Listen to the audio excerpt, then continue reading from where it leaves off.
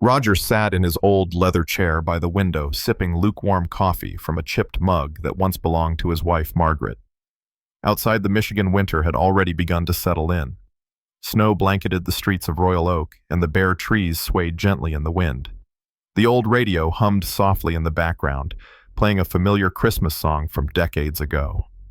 He liked this time of year not for the cold, but for the stillness it brought. It reminded him of the quiet after Margaret passed, the kind of silence that wrapped itself around him like an old coat. The phone rang. A real landline, not one of those pocket devices everyone seemed to carry these days. He placed the mug on the table and walked slowly toward the receiver. His knees creaked with each step, a reminder that time showed no mercy. "Hello," he said, voice calm but cautious. "Dad," came the voice on the other end. It was Wayne, his only son. Roger stood a little straighter, trying to hide the immediate rush of emotions that always came with hearing his son's voice. Wayne had not called in weeks, maybe even months. "Hey there, son. Everything all right?" There was a pause too long to be comfortable. Then Wayne sighed. "No, Dad. It's not. I messed up. I really messed up." Roger moved back to his chair but did not sit. He leaned against the edge, his hand gripping the backrest. "What's going on?" Wayne's voice cracked like a man trying to hold back both anger and desperation. "I made some investments. Crypto stuff. It was supposed to be a sure thing. Everyone was doing it. I put in savings. Ours. The kids' college funds. Everything. It's all gone." Roger's heart sank. He was not familiar with cryptocurrency, but he knew what lost savings meant. He did not speak right away. Wayne continued. "Joanna doesn't know the full extent yet. I told her it was temporary. I'm trying to keep things together. But we're in deep trouble, Dad. Real trouble." Roger finally sat down, slow and heavy. "How bad?" Wayne hesitated, then said, $50,000. Maybe more with penalties. We're 3 months behind on the mortgage. Joanna is going to lose her mind when she finds out." Roger closed his eyes. He had helped Wayne before, paid for his first car, the down payment on his house, even a loan that was never repaid. But this felt different. Bigger. Colder. "I can help a little," Roger said quietly. "I have some savings. Not much, but maybe 15,000. It's not much, but 15. Wayne interrupted. "That's it." Roger felt something tighten in his chest. "That's all I have, son. I live off my pension. I'm not working anymore." The line went silent. Roger waited. Finally, Wayne spoke again, and this time his tone was less desperate and more calculating. "You're living in that old house alone, right?" "Yes," Roger replied cautiously. "I mean, Dad, you're 70 next year. Do you really need that place? You could sell it, get a small condo. You'd be safer. No stairs. Less maintenance." Roger blinked. "You want me to sell the house?" "It's a good time to sell. Market's still hot. That place is worth at least 200 grand, maybe more. If you love us, you'll help us stay afloat." Roger stared out the window, eyes unfocused.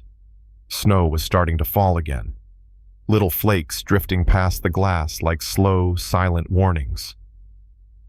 "Wayne, this house is... it's just a house." "Dad," Wayne snapped. "It's not Margaret. She's gone. This is real life. You're rattling around in that place like a ghost. Sell it. Solve everything." Roger did not respond right away. He felt his pulse in his throat, his jaw, his temples. The room seemed colder. He rubbed his hands together slowly. "I need to think about it," he said. Wayne exhaled sharply. "Yeah, fine. Think about it. But don't take too long. We're drowning over here." The call ended. Roger placed the phone back in its cradle and sat there in the silence that followed, the kind of silence that pressed in from all sides. He reached for the coffee, but it had gone cold. He drank it anyway. Outside, the wind picked up. Inside, something in Roger had shifted. He had always been a giving man, quiet, reserved, never one to make demands. But now he felt something else. Not just sadness, but something heavier. Something that felt a lot like betrayal. He stood and looked around the house. The picture of Margaret still sat on the mantel. Their wedding photo. The fireplace they built together. The scuff on the floor from Tommy's toy truck last Christmas. These things were not just wood and paint.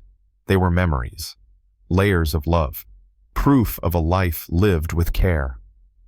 He walked to the kitchen, opened the drawer where he kept the tin box of bills and savings. It was all there, counted and labeled.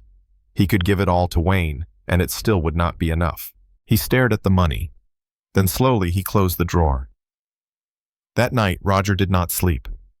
Roger sat in the dim kitchen long past midnight, his robe pulled tightly around him, a blanket draped over his lap. The furnace had kicked on a few times, but the house still felt cold. Not the kind of cold you fix with heat, the kind that seeps in when something you love begins to slip away. He stared at the calendar on the fridge, a picture of a cabin covered in snow with December printed in bold letters across the top. A small handwritten note reminded him to mail Lula's Christmas card by the end of the week. She loved snow globes, so he had picked one out weeks ago. He had not told anyone, but he had also written her a letter, in cursive like Margaret used to write. It was all folded neatly in the envelope waiting for a stamp. The phone call had changed everything. Roger rose slowly, walked back to the living room, and sat again in the old chair. He turned on the floor lamp and reached for the wooden box on the shelf beside him. Inside were little things that did not matter to most people.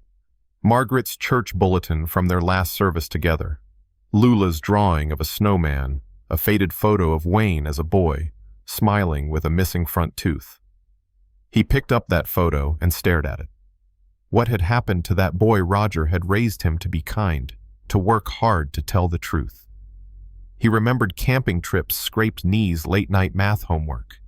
He remembered watching Wayne graduate, watching him fall in love, become a father. But now his son wanted him to give up everything he had left.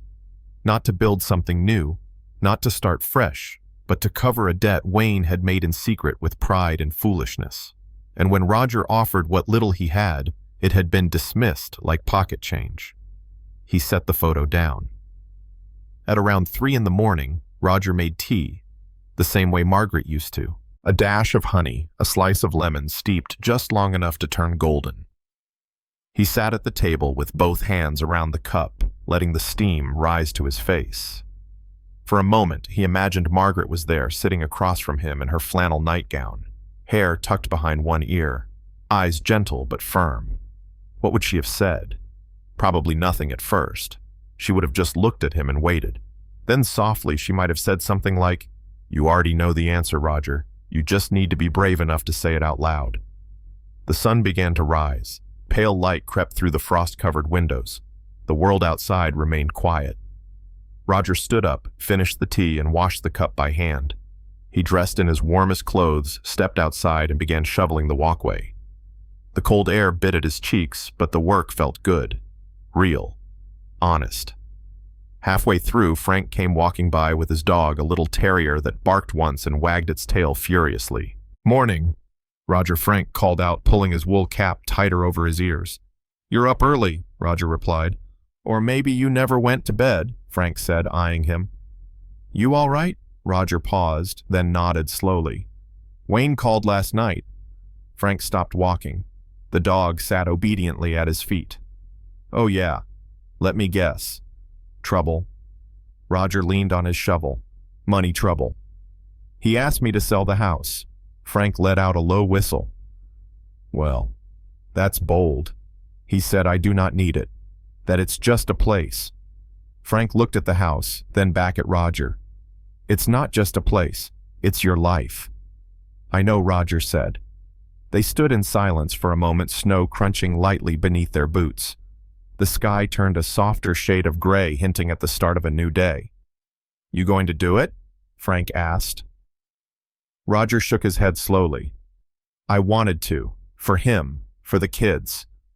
But no, I can't give up everything. Not like this. Something about it feels wrong." Frank nodded. "Good. Because it is." The dog barked again, eager to keep moving. "Come by later," Roger said. "I'll make coffee. You got that cinnamon stuff I like always." Frank smiled and walked on. Roger watched him disappear down the street, then turn back to the house. He looked at the porch steps, the front door, the frost on the windows. He saw not just a building, but a life weathered, imperfect, but still standing. He stepped inside, took off his coat, and hung it on the same hook he always used. The phone would probably ring again. Wayne would call. Maybe today, maybe tomorrow. And Roger would have to answer. But now he knew what he would say. And for the first time in a long while, he did not feel small. He felt certain. The day had finally begun. Roger sat at the kitchen table, his reading glasses perched on the edge of his nose, hands folded tightly. The envelope with Lula's Christmas card still sat untouched, but now beside it was a second envelope, one that held $15,000 in cashier's checks. Everything he had, everything left. He had not slept more than 2 hours. Still, he had called the bank that morning, taken the bus downtown, and spoken to a young teller with shiny nails and a polite smile. She had looked at him like he was fragile. She had no idea. Now he sat in silence, staring at that envelope. The phone was within reach. One call, a few words, an act of faith or maybe foolishness. He picked it up and dialed. Wayne answered quickly, his voice sharp. "Yeah," Roger took a breath. "I went to the bank. I have 15,000. It's yours." There was silence. Then laughter. Not joyful. Not grateful. Bitter. 15. Roger straightened. "Yes. It's all I have. You think 15 grand is going to help anything, Dad? That's not even a car loan. It's not real money." Roger's fingers curled slowly around the edge of the table. "It's what I saved. Over years," Wayne scoffed. "You just do not get it. This is not 1975. College for one kid alone is double that. We're drowning and you bring me a puddle." "I'm trying to help," Roger said, voice tightening. "Then sell the house," Wayne snapped. "Or take a loan. I checked. That place has equity. You're sitting on $200,000. What's the point of letting it rot under your feet?" Roger felt the weight in his chest again. Not fear this time. Something colder. "This house is not rotting. It's my life. Your mother's life. Margaret's gone. Dad. And newsflash, you're next in line. What do you need all that space for? Ghosts." Roger closed his eyes. The sound of his own heartbeat thundered in his ears. "I will not sell this house," he said quietly. "Then you're choosing wood and memories over your living family," Wayne snapped. "Congratulations." The line went dead. Roger lowered the phone slowly, hands trembling, his jaw clenched, shoulders stiff. He looked at the money still sitting on the table. Somehow it looked smaller now. The doorbell rang. He stood still, dazed, and opened the door to find Frank standing there with 2 coffee cups and a brown paper bag. "You look like you've seen a ghost," Frank said. "Or worse, family." Roger stepped aside, silent. They sat in the living room, the same place Roger had taken that call the night before. The coffee was warm, the pastries dry, but neither man complained. Roger told him everything. The crypto, the request, the insult. Frank listened without interrupting. When Roger finished, Frank leaned back and let out a breath. "Well," he said, "that's a special kind of nerve." Roger stared into his cup. "I raised him better." Frank gave him a look. "You raised him soft. You covered every mistake, every late payment, every busted tire. You thought you were helping, but you just made the consequences disappear. Now he thinks the world owes him grace on demand." Roger looked up. "So this is my fault, no. But you fed the fire." They sat in silence. The wind rattled the old windows. Somewhere in the distance, a neighbor's dog barked. "He asked me to sell the house," Roger said. "I figured he would." "Do you think I should?" Frank leaned forward. "No. I think if you do, you won't have a house or a son, just a hollow place where both used to be." Roger nodded, the words hitting harder than expected. "He's desperate," Frank added, "but desperate does not excuse manipulation." "He used the kids," Roger whispered. "Said Lula missed me. Said Tommy wanted to bake cookies like last year, and you almost believed him." "I still do. That's what makes you a good man," Frank said. "But good men get chewed up all the time." They finished the coffee. Frank stood, stretched, adjusted his coat. "You going to his place for Christmas?" "He invited me. Said it was just dinner. If he asks you to dinner, do not go, Frank said. It's not just dinner, it never is. Roger managed a half smile. You think he's plotting something? I think he's a drowning man, looking for anything that floats, even if it means pushing others under. Roger walked Frank to the door. You coming by tomorrow? Always, Frank said, unless I'm dead. Then you better come to me. Roger watched him walk off, the cold nipping at his coat. He closed the door slowly and turned back toward the quiet house. That afternoon, he gathered the money and placed it back in the tin box, not out of spite, but clarity. He stood at the mantel, looked at Margaret's photo, and spoke softly. I will not be guilted into disappearing. Outside, the wind moved through the trees, brushing snow off the branches like a gentle hand. Inside, Roger stood taller than he had the night before. That night, Roger sat at the kitchen table once more, the same place where every conversation with Margaret used to begin and end. He kept glancing at the phone, half expecting it to ring again. A part of him hoped Wayne would call to apologize. Another part feared he might. He tried to read, but the words would not stay in place. He tried to watch the news, but every story felt far away, disconnected from the ache building in his chest. Even Lula's snow globe on the shelf, once a source of warmth, now looked like a fragile thing teetering on the edge of a shelf that no longer felt safe. Roger eventually walked to the den where the fireplace had not been lit in weeks. He sat down, picked up the remote, and turned on the small lamp. Light spilled across the room, catching on family photos lining the walls. There was one of Wayne as a child, standing proudly in his first baseball uniform. Another of Margaret, holding Lula when she was just a baby. These were moments he had held on to like sacred stones. He wondered if Wayne remembered them the same way. Hours passed in slow silence. At some point, Roger dozed off in the chair, only to wake up with a start. He had dreamed of falling, nothing more, but the jolt lingered in his chest, like a warning. The next morning brought a thin layer of new snow and the sound of a plow rumbling down the street. Roger made oatmeal and stood at the sink, looking out the window as he ate. A squirrel darted across the fence. Children's laughter echoed faintly from somewhere down the block. There was a knock at the door.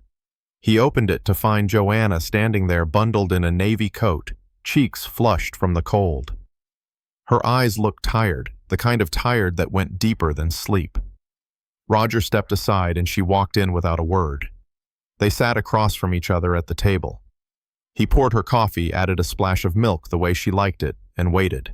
Wayne told me he talked to you, she finally said. He did. He also told me you refused to help. Roger stared at his hands. I offered what I could. He rejected it. Joanna sighed, her fingers wrapped tightly around the coffee mug. I am not here to argue. I just wanted you to know he is struggling. We all are. I know. I do not agree with everything he has done. But I do know he is scared. And people do desperate things when they are scared. Roger looked up. Is he desperate or dangerous? Joanna hesitated. That pause was all Roger needed. You are still welcome to come for Christmas dinner, she said softly. The kids would love it. Lula talks about you every day. She still keeps that snowman cookie cutter you gave her. Roger's throat tightened. I have not forgotten them, he said. She stood. Think about it. That is all I ask. He walked her to the door. As she stepped out onto the porch, she turned to him and added quietly, sometimes people change. Sometimes they do not. But showing up matters. She left without another word. Roger stood there in the doorway watching her car pull away through the snow. He stayed there even after the cold had numbed his fingers. Back inside, he sat in silence for a long while. He had spent his life believing that showing up was enough, that love could fix the cracks. That memory was stronger than resentment. But now, as the days edged closer to Christmas, he felt himself caught between instinct and hope. He went to the closet, pulled out the cookie tin where he kept the cutters Lula loved. He ran his finger over the snowman shape, then set it gently on the counter. He could refuse. Cut ties, lock the door, or he could show up. For the kids. For what was left. The days that followed moved slowly like snow drifting down a quiet street. Roger kept himself busy with small things. He polished the wooden banister Margaret had once sanded by hand. He oiled the hinges on the back door. He even made his annual batch of peanut brittle wrapping each portion in wax paper, just like she used to. But beneath the routine there was a soft hum of unease, the kind that stayed under your skin just out of reach, but never gone. The phone call came on the morning of December 22nd. It was Wayne. "Hey, Dad," he said. His voice was calm, friendly even. "We wanted to see if you would come for Christmas dinner. No pressure. Just family. The kids miss you." Roger hesitated, then asked, "What about everything else?" Wayne sighed. "I am not calling about that. I overreacted. I said some things I should not have. You have always helped us. I forgot that. I am sorry." Roger sat very still. "Joanna came by," he said. "I know," Wayne replied. "She told me. Said you were kind. I appreciate that. And she told me about the cookies." Lula was so excited when she found the cutter. You coming over would mean a lot to her. Roger looked out the window. The backyard was covered in frost. The garden beds Margaret once tended lay dormant, tucked under snow like folded hands. "I will think about it," he said. "Take your time," Wayne replied. "We will save a chair for you either way." That evening, Roger stood in the garage sorting through a box of old ornaments. He pulled out a small hand-painted bell with Lula's name written in gold across the side. He remembered helping her paint it 2 years ago, her hands sticky with glue and glitter, her laugh filling the house. He smiled, then felt the smile fade. Frank arrived the next morning bringing a bag of groceries and 2 cinnamon rolls from the bakery downtown. "You look like a man chewing on a decision," Frank said as he set the bag on the counter. Roger poured coffee for both of them. Wayne called. "Of course he did. Invited me for dinner." Frank raised an eyebrow. "Did he also offer to pay for the gas?" Roger smiled faintly. "Said it was for the kids. It always is." Frank stirred his coffee. "What are you thinking?" Roger sat down, both hands around the mug. "I am thinking I want to believe people can change, that Christmas means something, that maybe all this mess started because he was scared." Frank watched him closely. "Maybe it did, but fear can make men dangerous, especially when pride is involved." Roger nodded slowly. "You think I should stay home? I think you should trust your gut, not your guilt." They sat in silence, the kitchen filled with the scent of cinnamon and coffee, and something unspoken between them. Later that day, Roger drove into town. He bought a new shirt, wrapped gifts for Lula and Tommy, and had a key made for the back shed, just in case Frank ever needed to get in. He baked a pie apple with cinnamon, Margaret's favorite recipe. He even folded a clean handkerchief into his pocket, a habit he had not bothered with in years. On the morning of Christmas Eve, he packed everything carefully into the back seat of his old sedan. The air was crisp, the roads clear, the sky pale and soft. As he stood in the driveway, he looked back at the house. The curtains moved gently in the draft. The porch light flickered once before settling. Everything felt quiet, steady. He locked the front door. As he drove, he passed the elementary school where Wayne once played baseball, the diner where he and Margaret had shared breakfasts, the old gas station where he had once patched a flat with nothing but elbow grease and stubbornness. Every corner held a piece of him. When he pulled into Wayne's driveway, he paused before getting out. The house looked warm. Light spilled from the windows. A wreath hung on the front door. He could hear faint music, children laughing, the clatter of dishes. He stepped out and grabbed the pie, the presents, and the bag with Lula's snow globe. The sidewalk had been cleared. The welcome mat was clean. Before he reached the door, it opened. Joanna stood there smiling. "Merry Christmas," she said. Roger returned the smile, though something in her eyes gave him pause. They were kind but distant, like someone trying to mean it but not quite managing to. The kids ran into the hallway behind her, voices high and excited. "Grandpa is here!" Tommy shouted. Lula clung to his arm. "We saved you a spot by the fireplace," she said. Roger bent down, hugged them both, then straightened slowly. He stepped inside the warmth of the house wrapping around him. The smell of roasting turkey pine needles and candle wax filled the air. Wayne came down the stairs, wiping his hands on a dish towel. "Dad," he said warmly, "I am glad you came." Roger smiled again quietly. "I am too." But behind his calm expression, something in him tightened. Not fear, not regret, just a small, sharp instinct that whispered he had stepped into something that looked like home, but was not. The living room glowed with the warmth of a carefully crafted holiday scene. Garlands stretched across the mantel, soft white lights twinkled around the tree, and Lula's handmade ornaments hung beside shiny new ones from a department store. The fireplace crackled gently, filling the room with a glow that should have felt comforting. Roger sat on the edge of the couch as Tommy climbed into his lap with a coloring book. "Look, Grandpa, I drew you next to the tree." Roger smiled and traced the crayon lines gently with his finger. "That is wonderful, Tommy. You even got my sweater right." "It's the one with the deer," Tommy said proudly. Wayne brought over 2 mugs of cider and handed one to Roger. "Here, no coffee tonight. Let's enjoy the season." Roger took the mug, the steam rising in soft swirls. He took a sip. It was sweet with a hint of cinnamon. "Dinner will be ready soon," Joanna called from the kitchen. Roger looked at her, her back-turned apron tied neatly, moving smoothly from one task to the next. She had always been a quiet, capable woman, but something about her movements tonight felt rehearsed, as if she were acting in a scene she did not want to be in.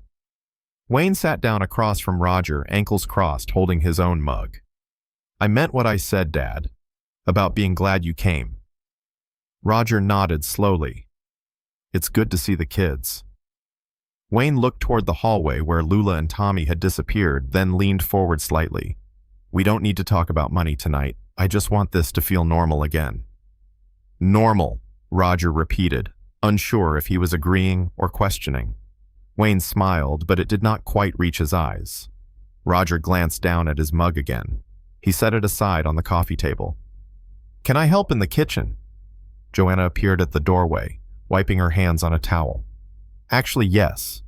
If you would not mind setting the table." Roger stood. "Of course." The dining room was already arranged, candles lit, silverware placed, cloth napkins folded neatly. He only had to move a few dishes to their spots. Still, he took his time inspecting each detail. The plates were spotless, the glasses crystal clear. But when he passed by the counter, he noticed a small bottle near the edge of the sink. The label was turned away. He reached for it instinctively. Before he could touch it, Wayne stepped into the room. "Hey, Dad, why don't you go wash up? I'll take care of the rest." Roger paused. "Sure," he said. He walked down the hall to the bathroom, closed the door, turned the faucet on just enough to make noise. His heart was beginning to beat harder, not from exertion, not from nerves, but from something he could not yet name. He looked at his reflection in the mirror. The lines on his face were deeper, the skin around his eyes thinner, but his gaze was steady. He stayed there longer than he needed, listening. Laughter from the kids, the sound of plates. Then nothing. When he stepped out, Joanna was at the end of the hallway, standing completely still. She looked at him for a long second, then whispered, "You do not have to eat if you do not want to." Roger froze. "What do you mean?" She looked past him toward the kitchen, then back. "Just stay alert." Before he could respond, she turned and walked away. "Dinner's ready," Wayne called cheerfully. Roger moved slowly toward the dining room. His hands no longer felt steady. His legs no longer felt light. He sat down between Lula and Joanna. Wayne sat across from him. They held hands briefly as Joanna led a quiet grace. The children dug into their food with joy. Roast turkey, mashed potatoes, stuffing, cranberry sauce. Roger stared at his plate. He forced himself to smile, to chew slowly, to make conversation with Lula, who had learned a new Christmas song. But every bite felt heavier than the last. He reached for his water, then paused. There was a faint taste of metal on his tongue. Not strong, not bitter, just wrong. He looked up and met Wayne's eyes. Wayne smiled. "You all right, Dad?" Roger nodded slowly. "Fine. Just tired." His stomach began to turn gently at first, a light pressure at the base of his throat, a warmth rising behind his ears. He excused himself quietly and stepped into the kitchen. The bottle was gone. He opened the drawer by the sink. Empty. The room began to shift slightly, not spin, but bend. His vision pulsed once. He leaned on the counter, breathing through his nose. Then slowly he reached for his phone. Wayne's voice came from behind him, looking for something. Roger turned. Wayne stood there, arms crossed. "You really shouldn't snoop, Dad. It's rude." Roger steadied himself. "What did you put in the food?" Wayne smiled, just a little. "Just enough." "Why?" "Because you made me feel small my whole life. Because you could have saved us, but chose not to. Because you always thought love was enough. It's not." Roger held onto the edge of the counter. "You would do this. To your own father?" Wayne stepped closer. "You are not my father anymore. You are just a burden wrapped in nostalgia, and I am tired of carrying you." Roger pressed the emergency button on his phone. Wayne reached for it, but Roger stepped back.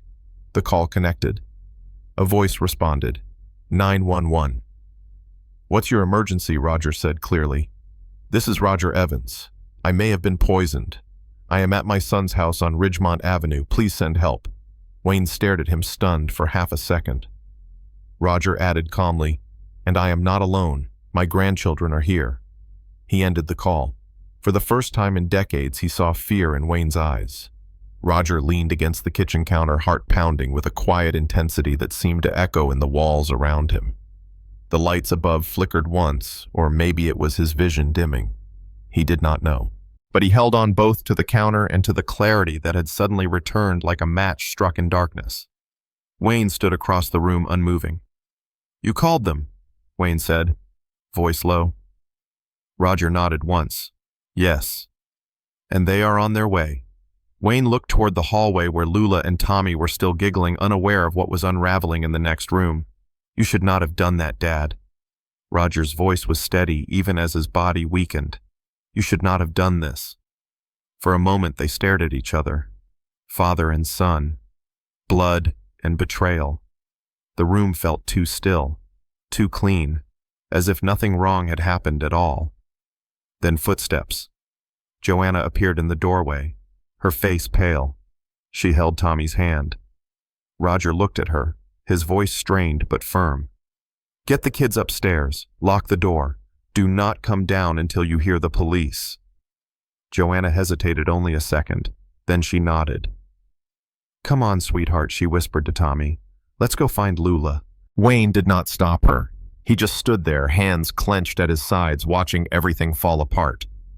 Roger slid to the floor, slowly back against the cabinet phone still in his hand.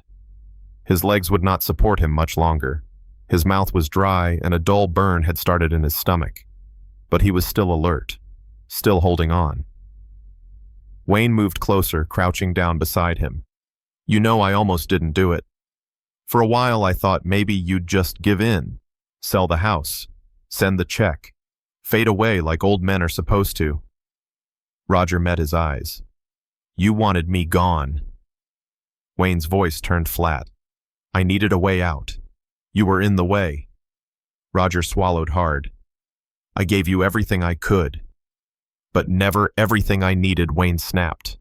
"You gave lessons and lectures, not power, not freedom. You kept control even in kindness." Roger blinked slowly. "No, I gave you dignity.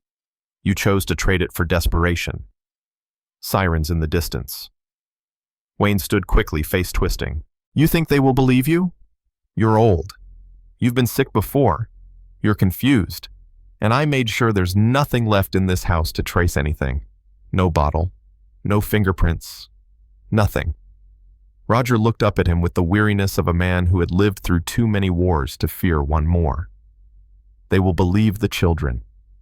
They will believe my voice on the call. They will believe the way you are standing right now, full of panic." A pause. Then footsteps outside. The doorbell rang. Wayne froze. Roger exhaled. "That will be them." Joanna called from upstairs, her voice shaking. "Roger, are they here?" He tried to answer, but his throat closed up. So he reached for the wall and knocked 3 sharp taps, then silence. Outside, a voice called through the door. "This is the Royal Oak Police Department. Is anyone inside in need of medical assistance?" Wayne turned toward the front door, then back to Roger, who was still on the floor, wheezing but conscious. Wayne stared at him, then slowly backed away, toward the rear exit, toward the shadows, toward the consequences. But he did not make it far. 2 officers appeared in the open hallway, weapons drawn but lowered. Hands where we can see them. Wayne froze. Roger slumped forward just enough for one of the officers to see him. "We have a victim. Male, late 60s. Requesting EMT immediately." Joanna came down the stairs holding Lula's hand. Her eyes met Roger's, and in them, he saw both terror and apology. He gave a faint nod. Then the room turned sideways. He felt the hardwood floor against his cheek cool and smooth. He heard voices sharp and clear, then muffled. He heard Tommy yelling his name. And finally he heard the sound of an ambulance door closing behind him. The last thing he saw before the world blurred was a red and white snow globe rolling across the floor.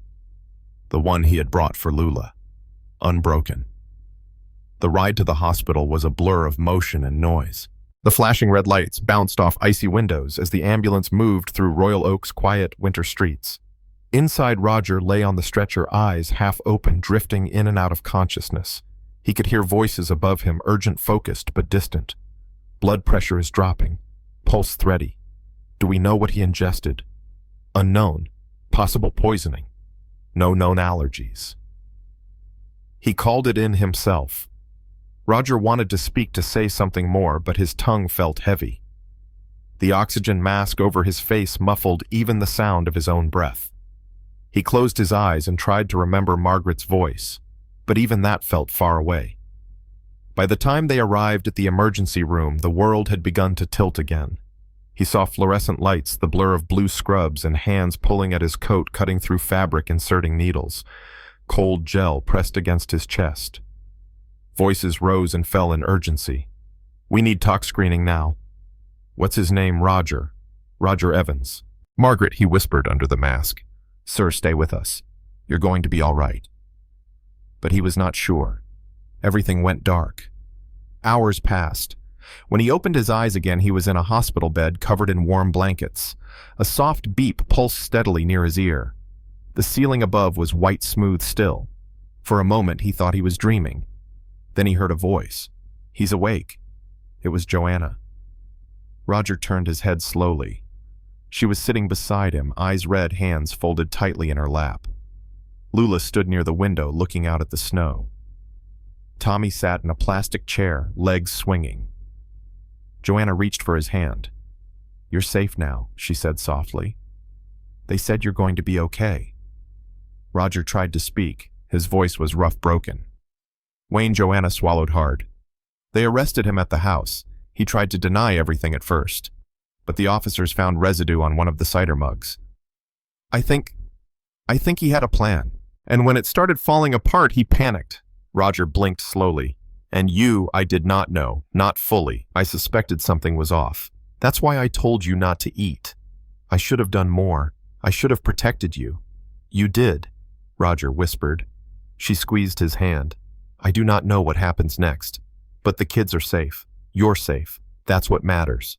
Lula turned from the window and came to the side of the bed. She held out the snow globe. "You forgot to give me this, Grandpa." Roger smiled faintly, tears in his eyes. "You found it. It rolled under the table. Tommy got it for me."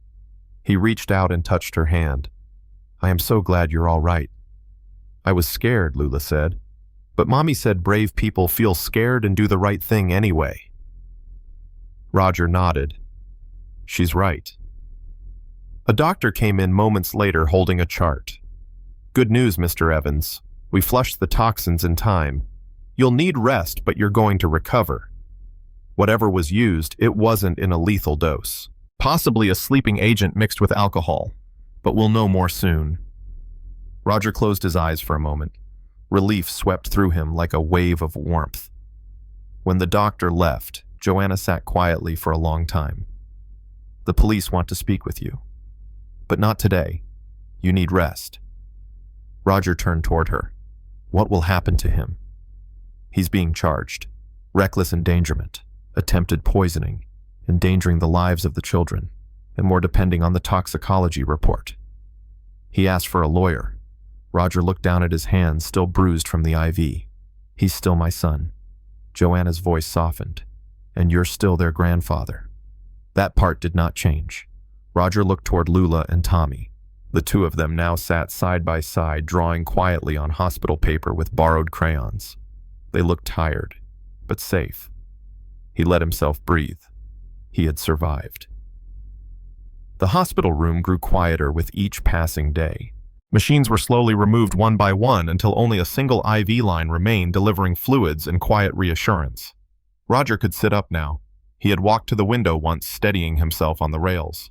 Snow still blanketed the world outside. The silence of winter somehow mirrored the quiet inside him. The nurses were kind. They called him Sir. One of them brought him an extra blanket each night without being asked. Another brought him oatmeal just the way he liked it. No sugar, just a little cinnamon. But it was not comfort that Roger needed most. It was clarity. He stared at the newspaper on his tray table. The headline was sharp and direct. Royal Oak man arrested in alleged poison plot against father. Beneath it was a photo of Wayne being escorted out of the house in handcuffs. Joanna's face was blurred in the background. There was no mention of Roger's name until halfway through the article. When it came, it was brief. The victim's 72-year-old Roger Evans was hospitalized but is expected to make a full recovery. Authorities believe his quick call to emergency services may have saved his life. He read that line several times. The victim. He did not feel like one. He felt like a man who had been blind for far too long. The police had come to speak with him 2 days after the incident. A detective named Miller. Young, serious, respectful. He took notes on a slim black tablet and asked Roger to recount everything in detail. Roger had done so without hesitation. He told the truth plainly. Not just about the night of the poisoning, but the years before it. The quiet guilt. The way Wayne had leaned on him again and again. The moments he should have said no, but said yes. Detective Miller had listened carefully. When Roger finished, the young man nodded once. We see this kind of manipulation more often than people think, he said. Sometimes it's financial, sometimes emotional. This crossed the line. But you were not weak. You were just a father. Roger looked down at his hands. Not anymore. Miller had paused, then said gently, You still are. But now maybe you're something else too. The next day a letter arrived. No return address. Inside a single sentence written in Wayne's handwriting. I never meant to hurt you. Roger folded the paper carefully and placed it back into the envelope. He did not cry. He did not curse. He simply set it inside the drawer of the hospital nightstand and closed it. When he was discharged, Joanna was waiting. She had brought the kids. Lula held a small bouquet of paper flowers. Tommy wore a scarf too long for his neck. They helped Roger into the car gently. Joanna drove in silence. The children whispered in the back seat. Roger stared out the window, watching the town pass by. Familiar streets, empty benches, storefronts he used to visit with Margaret. As they neared home, Joanna spoke. They offered him a plea deal. If he admits to attempted harm and surrenders full custody, they will reduce the sentence. He is thinking about it. Roger nodded but said nothing. He did not ask to see Wayne. He did not ask for more details. He stepped out of the car slowly when they arrived at his house. Joanna walked him to the front porch. The children carried his bag. Do you want us to stay tonight? She asked. Roger looked at her. She looked tired but clear-eyed. No. But thank you. I think I need a night alone. She nodded. Tommy hugged him. Lula gave him the bouquet. Inside the house was just as he had left it. The curtains still swayed gently. The picture of Margaret still sat on the mantel. The scent of pine still lingered faintly from the wreath Frank had dropped off days ago. He moved through the room slowly. Everything familiar, everything different.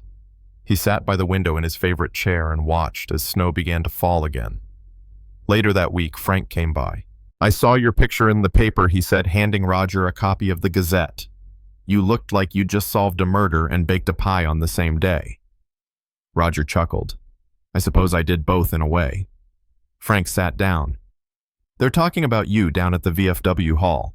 One guy said you should run for mayor. Another said you should teach a course on boundaries. Roger shook his head. I never wanted attention. Frank leaned back. You did not ask for this, but people respect you more now, because you did not give in. You stood up. Roger looked down at the bouquet Lula had made.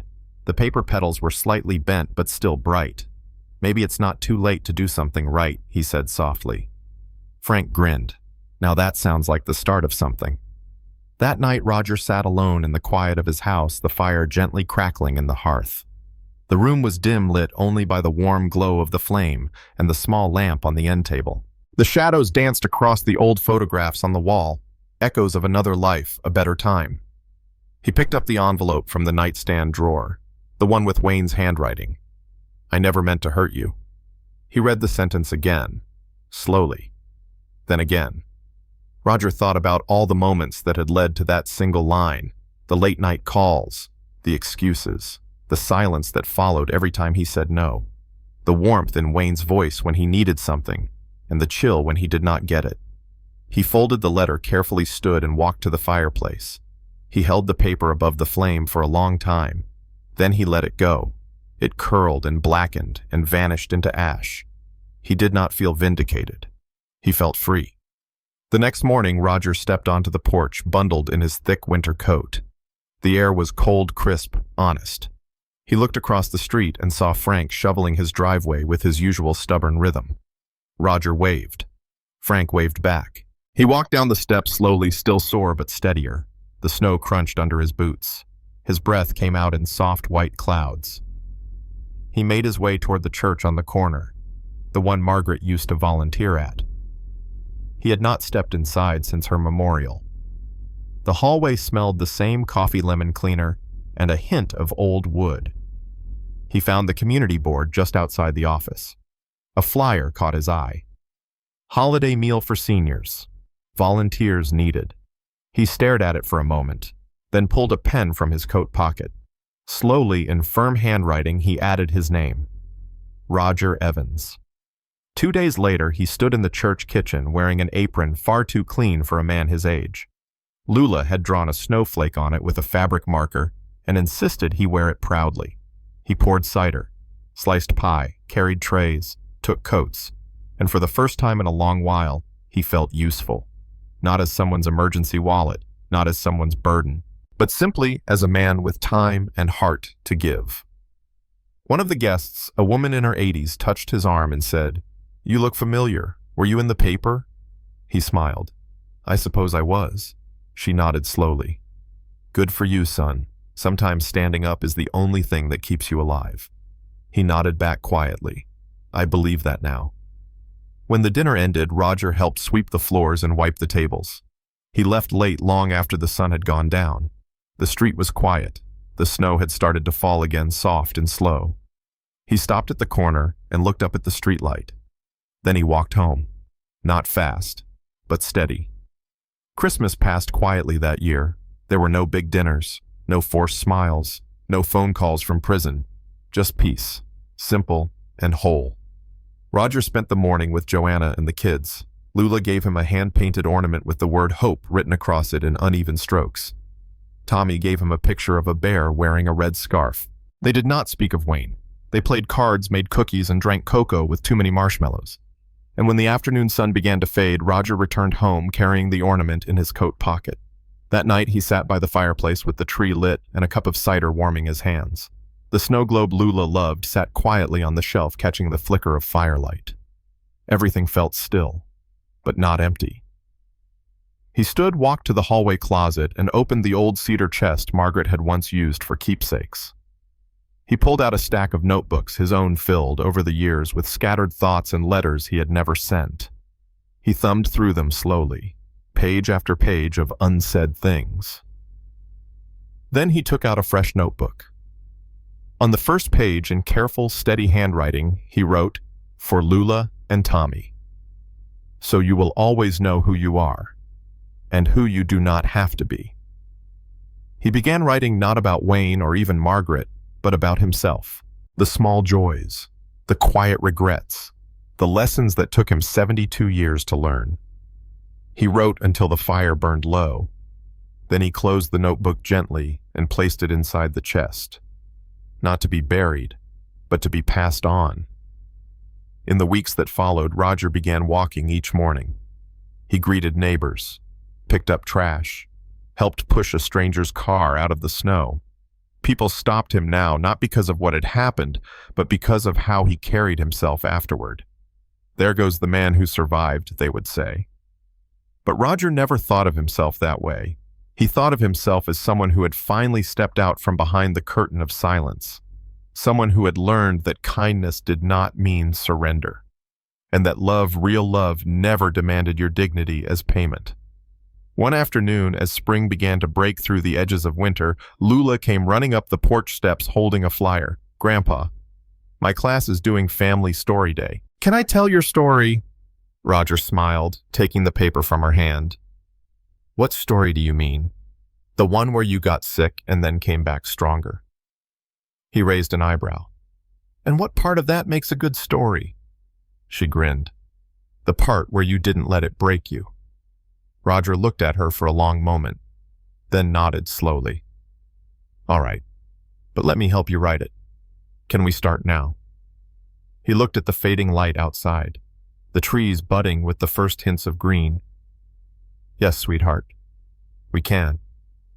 They sat together at the kitchen table. Lula held the pen. Roger spoke the words, and together they began rewriting the ending, not with bitterness, not with shame, but with truth and hope. Sometimes it takes nearly losing everything to remember what truly matters. And sometimes the most powerful act of healing begins not with a grand gesture, but with a quiet voice choosing to speak at last for itself. Roger's story was never about revenge. It was never about bitterness. It was about dignity. About a man who late in life found the courage to draw a line not out of anger, but out of love. A love that finally included himself. In the end, it was not the betrayal that defined him. It was the way he responded. Not with rage, but with resolve. Not with shame, but with strength. He didn't fight back to punish anyone. He stood up so he could keep standing so that a little girl named Lula would know what it looks like when a person refuses to disappear. There's a lesson here, quiet but clear. You can be kind and still have boundaries. You can forgive without forgetting. And you can speak softly, even while standing firm. Because true justice does not shout, it holds its ground. Like many of us, Roger came from a generation that was taught to endure, to stay silent, to be strong by staying still. But strength, real strength, is sometimes found in the simple act of saying, "No more." And when he finally did, the world around him listened. It reminds us of something important, especially as we grow older. We are not too late. We are not too old. And we are never too small to change the ending. Just as a window left slightly open can carry the scent of spring into a room closed all winter, a single act of truth can bring light into places that have been dark for far too long. We are not what others use us for. We are what we choose to stand for. So wherever this finds you, whether you are sitting beside a fire like Roger or simply carrying the weight of years gone by, take this with you. The measure of your worth is not written by anyone else's hand. Take a moment now to think about someone you know who may be quietly carrying more than they let on. Maybe they too are waiting for a sign to speak, to rise, to remember who they are. If this story touched your heart, consider sharing it with a neighbor, a family member, or someone who might need to hear that it is never too late to return to yourself. And if nothing else, remember this. Even the smallest candle still knows how to shine, especially in rooms that have forgotten the light.